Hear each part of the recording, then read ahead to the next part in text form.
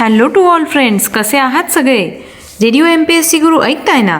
Radio MPSC Guru spreading the knowledge powered by Spectrum अकॅडमीमध्ये मी प्रिया तुम्हा सगळ्यांचं स्वागत करते.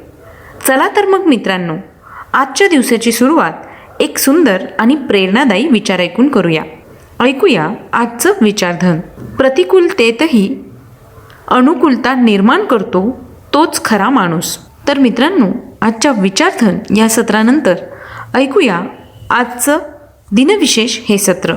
दिनविशेष या सत्रामध्ये आपण जन्म, मृत्यू आणि काही महत्त्वाच्या घडामोडी ज्या इतिहासात घडून गेल्या आहेत त्यांच्याविषयीची सविस्तर माहिती घेत असतो.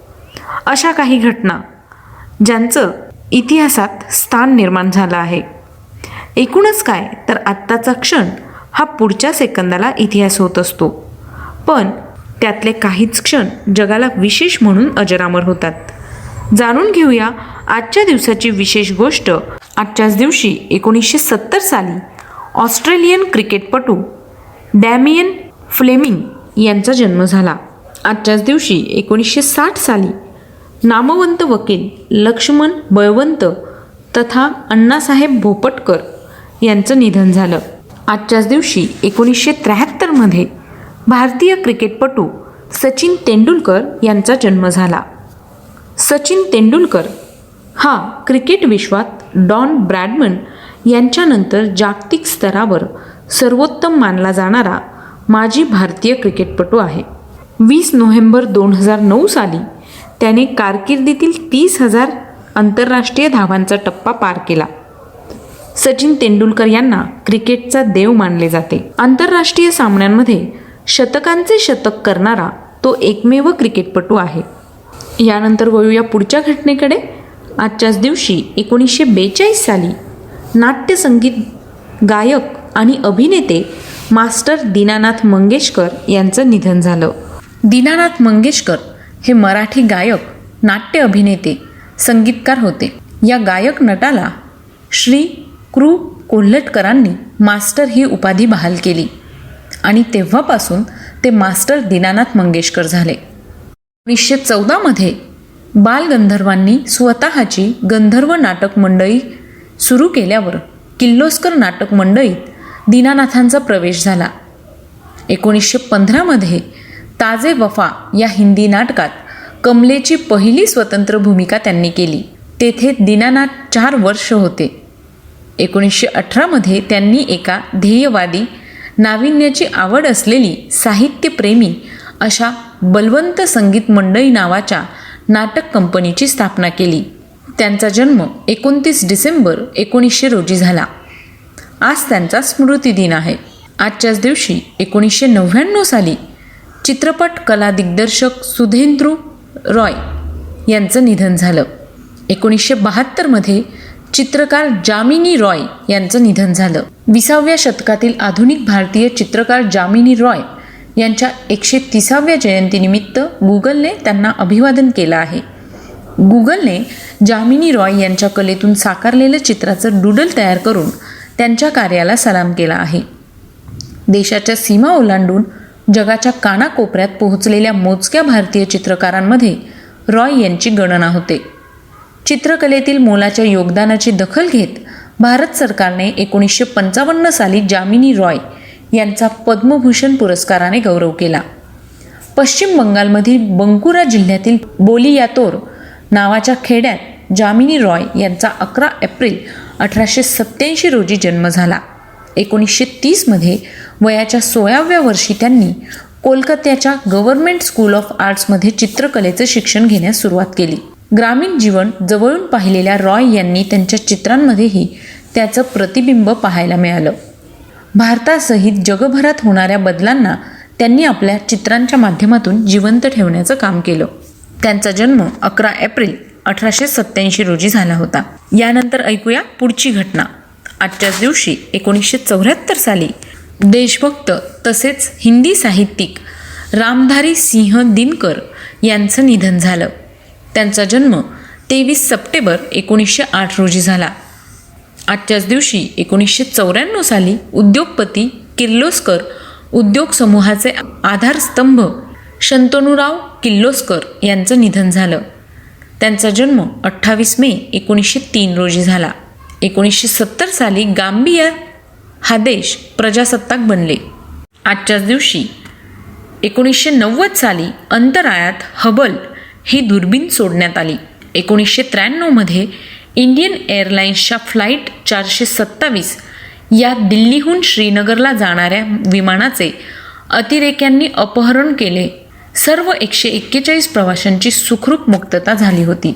24 एप्रिल ते 25 एप्रिल 1999 दरम्यान भारतात झालेल्या विमान अपहरणात इंडियन एअरलाइन्सचे फ्लाईट IC-427 सामील झाले होते.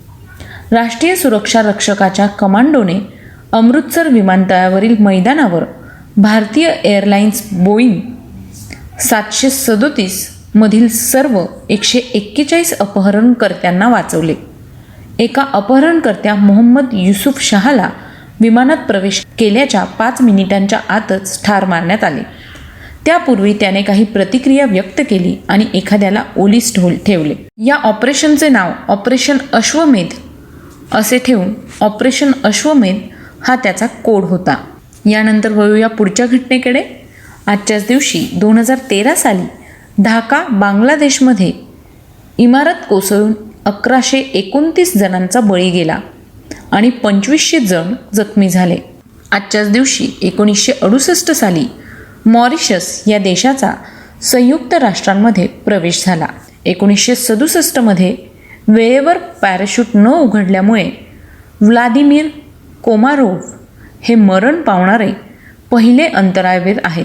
1674 मध्ये भोर वाई प्रांतातील केंजळगड शिवाजी महाराजांनी स्वारी करून जिंकला होता. आजच्याच दिवशी 1800 साली जगातील सर्वोत्तम ग्रंथालय लायब्ररी ऑफ काँग्रेसची अमेरिकेत सुरुवात झाली. लायब्ररी ऑफ काँग्रेस ही अमेरिकेतील सर्वात जुनी फेडरल सांस्कृतिक संस्था आहे. वाचनालय DC-मधील कॅपिटल हिलवरील 3 इमारतींमध्ये हे वाचनालय ठेवले आहे. हे व्हर्जिनियामधील कल्पपेर येथे एक संवर्धन केंद्र देखील सांभाळते. लायब्ररी ऑफ काँग्रेस ही जगातील सर्वात मोठी लायब्ररी आहे. या लायब्ररीमध्ये 38 दशलक्ष पुस्तकांपेक्षा अधिक पुस्तकं आहेत, तर 3.6 दशलक्ष छापील साहित्य आहे आणि 14 दशलक्ष छायाचित्र असून 5.5 दशलक्ष नकाशे आहेत. कार्ला डायने हेडन या लायब्ररी ऑफ काँग्रेसच्या 14व्या ग्रंथपाल आहेत. हेडन हे पद धारण करणाऱ्या पहिल्या महिला आणि आफ्रिकन अमेरिकन महिला आहेत. 60 वर्षात या पदावर नियुक्त झालेल्या त्या पहिल्या व्यावसायिक ग्रंथपाल आहेत. यानंतर वळूया पुढच्या घटनेकडे. आजच्याच दिवशी 1717 साली खंडेराव दाभाडे यांनी अहमदनगर येथे मोगलांचा पराभव केला. 1889 मध्ये इंग्लिश राजकारणी सर स्टॅफोर्ड क्रिप्स यांचा जन्म झाला. त्यांचा मृत्यू 21 एप्रिल 1952 रोजी झाला. 1929 मध्ये कन्नड चित्रपट अभिनेता व गायक राजकुमार यांचा जन्म झाला. त्यांचा मृत्यू 12 एप्रिल 2006 रोजी झाला. 1896 मध्ये रसाळ लेखन करणारे कादंबरीकार रघुनाथ वामन दिघे यांचा जन्म झाला. त्यांचा मृत्यू 4 जुलै 1980 रोजी झाला. 1942 साली अमेरिकन अभिनेत्री, गायिका, चित्रपट निर्माती व दिग्दर्शिका बार्बारा स्ट्रायसँड यांचा जन्म झाला. 1910 साली चित्रपट दिग्दर्शक, निर्माते आणि अभिनेता राजा परांजपे यांचा जन्म झाला. त्यांचा मृत्यू 9 फेब्रुवारी 1979 रोजी झाला. आजच्याच दिवशी 2011 साली आध्यात्मिक गुरु सत्य साईबाबा यांचं निधन झालं. त्यांचा जन्म 23 नोव्हेंबर 1926 साली झाला. 2014 साली भारतीय राजकारणी शोभा नेगी रेड्डी यांचं निधन झालं. त्यांचा जन्म 16 नोव्हेंबर 1968 रोजी झाला. तर मित्रांनो, ही होती आजच्या दिवसाची विशेष गोष्ट, म्हणजेच आजचं दिनविशेष हे सत्र. तुम्हाला आमचं दिनविशेष हे सत्र कसं वाटलं ते आम्हाला नक्की कळवा. त्यासाठीचा आमचा व्हॉट्सअप क्रमांक आहे 8698 8698 80, म्हणजेच 8698869880. सोबतच तुम्ही आमचं दिनविशेष हे सत्र आमच्या स्पेक्ट्रम अकॅडमी या यूट्यूब चॅनलवर पाहू शकता. त्याकरता तुम्हाला फक्त स्पेक्ट्रम अकॅडमी हे यूट्यूब चॅनल सबस्क्राईब करावं लागणार आहे. चला तर मग मित्रांनो, मी प्रिया तुम्हा सगळ्यांची रजा घेते. पुन्हा भेटूया उद्याच्या दिनविशेष या सत्रात.